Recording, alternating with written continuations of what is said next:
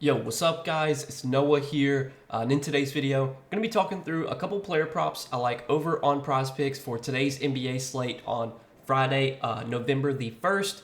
We got a decent sized Friday night slate. I think it's 9 games tonight, so plenty of props to choose from, guys. Giving you an early preview of some props I do like on this slate, taking a look at the board the night before, so I am recording this video on Thursday night. We have a decent amount of props up. I think there's props up for every game on this slate, so figured I'd just go ahead and make the video now since we have a good amount on the board. Got 3 plays. I do like 3 early plays. I like taking a first look at the board on Thursday night, and we're gonna break down these plays, share why I like them. Now, before we do get started, guys, make sure you hit that like button down below if you do enjoy these Prizepicks videos, and make sure to hit that subscribe button if you have not yet. Also, if you guys are new to Prizepicks and if you don't have a Prizepicks account, be sure to sign up. Use promo code NOAH, and when you place your first lineup, you'll get $50 in promo funds instantly added to your account. So be sure to go check out Prizepicks if you guys have not yet. And also do want to give a quick shout out to Sleeper because we do have a partnership with Sleeper as well. You guys can sign up for Sleeper. Use promo code NOAH over there. Get your first deposit matched up to $100. So if you put in $100, Sleeper will match that and they'll give you an additional $100 to play with. If you don't know what Sleeper is, they're just a DFS pick'em site, very similar to Prizepicks. You're just picking more or less on player projections. You're building out an entry. You can make up to an 8-pick entry on Sleeper. You can mix and match sports, and you can win up to 100x your money. So if you do want to go check out Sleeper, make sure to download their app, sign up, use code NOAH, get your first deposit matched up to $100.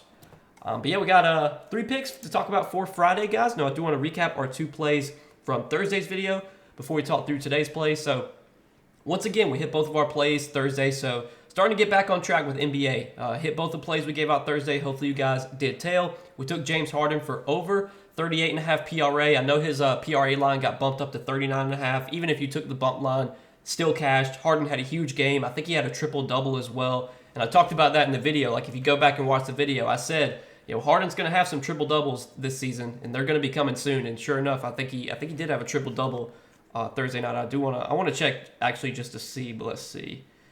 Harden had 25, 10, and 13. So he did have a triple-double Thursday night. So yeah, huge game from James Harden. And then we took Ja Morant over 6.5 assists, which was sweat-free as well. I think Ja also had a triple-double. He had like 13 assists. Really like that play, and especially once we got the confirmation that Desmond Bane and Marcus Smart were both going to be out. Felt really good about Ja going over 6.5 assists. He had 13 assists. So really good plays on Thursday. Hopefully you guys tailed. Was relatively sweat-free. Been on a nice run lately with our NBA plays. I know the first week of NBA was kind of tough one. We didn't do very well first week of NBA, but we're starting to get back into a groove now. Went 2-0 on Tuesday, hit 2 out of 3 plays Wednesday, and then 2-0 on Thursday. So over the last 7 plays we've given out on this YouTube channel, we've hit 6 out of our last 7 plays, our individual picks. So let's see if we can keep that rolling into this Friday slate, guys. And again, I've got 3 picks that I like for Friday. I'm giving you guys some early plays. So first prop we're going to take a look at that I do like is going to be a Kevin Huerter prop, and I like Kevin Huerter for more than 10.5 points. Now, Kevin Huerter this season has had a pretty decent role in terms of his minutes. His minutes have been a lot more consistent as of late. In their season opener against the Timberwolves, he did only play 20 minutes in that game, only had 2 points. It was just an overall bad game from Huerter. Shot 1 for 4 from the field, 0 for 3 from 3. Just didn't really have his shot that night. But the last 3 games, we've seen the minutes be a lot more consistent. Played 26 minutes against the Lakers, played 33 minutes against the Blazers, and then last game against the Jazz, played 27 minutes. So Huerter's starting to see more consistent minutes as of late. The Kings have been running a really tight rotation as well. If you look at their rotation last game against the Jazz, they basically ran an 8-man rotation. They had their 5 starters, and then Malik Monk played 26 minutes off the bench.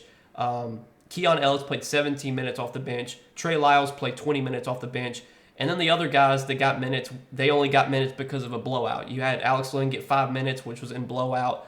You had Jordan McLaughlin get 3 minutes, which was in the blowout. It's Colby Jones, Doug McDermott, Isaac Jones. If the Kings continue to run an 8-man rotation like this, I think Kevin Huerter is going to have some pretty secure minutes, and I think most nights we can project him for about 24 to 28 minutes. And when Kevin Huerter is getting 24 to 28 minutes, I feel pretty good about him scoring 11 points most nights, and I think it's a pretty good matchup against Atlanta.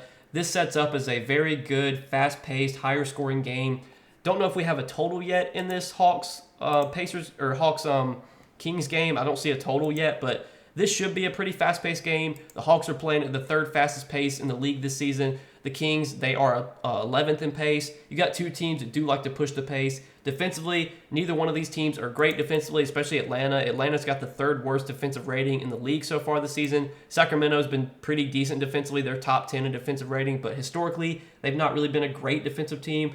So I think we're going to see a lot of points scored in this Hawks-Kings game. And if Kevin Huerter's going to have a good role like he's had lately, getting upper 20s minutes, especially in a matchup like this, I like his chances of scoring 11 points. We just need need him to shoot 40-50% from the field, and we'll be okay. Hopefully he doesn't come out and shoot 0 for 3, 0 for 4 like he did in the Timberwolves game, because if that does happen, there is downside. Huerter can get benched for Malik Monk. But if Huerter's playing remotely well, the minutes should be there. The matchup's great. I definitely think it's a spot where Kevin Huerter should be able to have success. It's also a revenge game, too, if you want to factor that in. Huerter did used to play for the Hawks. But I do like that as our first prop for Friday night. We're going to take Kevin Huerter for more than 10.5 points. Next prop I like on the same team, we're going to look at a DeMar DeRozan prop. And I like DeMar DeRozan for more than 3.5 rebounds. So DeMar DeRozan has historically been a guy that averages about 4 to 5 rebounds per game. So far this season, he's averaged, I think 4 rebounds per game this season. In their 4 games, he's had 8, 0, 4, and 4 rebounds. So yeah, he's averaging 4 rebounds per game. Again, he's a guy that typically averages about 4 to 5 rebounds per game. You look at last season with the Bulls, averaged 4.3 rebounds per game. The season before that, 4.6, 5.2. So again, typically a guy that averages 4+ rebounds per game. I was honestly surprised to see this line at 3.5. I definitely think this is a low line for DeRozan. Normally, I think you would see him have like a 4.5 rebounds line, maybe a little bit juiced towards the under. But a 3.5 rebounds line, I do like on DeRozan. Again, this is a guy that this season has averaged has averaged 4 rebounds per game. He's averaged 10.7 rebound chances per game, which is third most on the team. Domantas Sabonis leading the team in rebound chances per game, not surprising, 21.3. Keegan Murray, 12 rebound chances per game, and then DeRozan at 10.7. And I think it is worth noting that last game, again, Alex Len didn't really get any minutes until it was a blowout. He played the final 5 minutes. You had Trey Lyles pretty much getting the backup center minutes, which I think that's going to be good for DeRozan's rebound opportunities if the Kings continue to play like a small ball lineup with Trey Lyles at the 5. Whenever Sabonis is off the floor and they have Lyles out there, those should be chances for DeRozan to really get a decent amount of rebounds. And I want to say that DeRozan is typically staggered away from Sabonis. So yeah, like last game, Sabonis subbed out in the first quarter with about a minute left, and then DeRozan subbed in with about 11 minutes left in the second quarter. So DeRozan typically gets about anywhere from like 5 to 6 minutes a game without Sabonis on the floor, and he should be able to really get some rebounds in those minutes. But this is a guy that, again, typically this season been a guy that averages about 10 to 11 rebound chances per game, averaging the third most rebound chances per game this season. I like our chances of getting 4 rebounds here for DeRozan. Like I said earlier, this does set up as kind of a faster paced game. In fast-paced games, that's just that's going to mean more shot attempts, which is going to be mean more rebound opportunities. So I think you can check a lot of boxes here for DeMar DeRozan. And looking at just early sportsbook odds, I was looking at DraftKings. They have this juiced at -125, favoring the over. I was surprised this prop wasn't juiced as heavily as it is. Like, I thought this would be a prop that would be at least like -135, -140, favoring the over. So while it's still available on Prizepicks, they might bump it. I don't know, but I do like DeMar DeRozan for more than 3.5 rebounds. And then the third and final prop that I like is a Denny Avdia prop, and I like Denny Avdia for more than 2.5 assists. So Denny Avdia this season has only gone over this line, and I believe 2 out of 5 games this season. 2 out of 5 games, Avdia has gone over this assist line. He is averaging this season with the Blazers 2.8 assists per game. Had 2 assists in their season opener against Golden State, then 6, then 3, then 1, and then 2. But if you look at the assist opportunities for Denny Avdia, he's had a decent amount of assist opportunities. He's averaging 7 potential assists per game, which is third most on the team.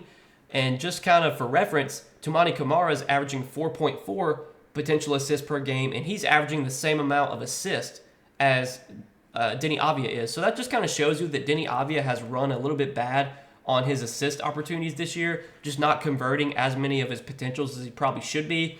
With him averaging 7 potential assists per game, Avdia should probably be averaging like 3.5, closer to 4 assists per game. But again, he hasn't been converting as many of his potentials. That kind of makes sense because he's playing for a Blazers team that's not very good offensively.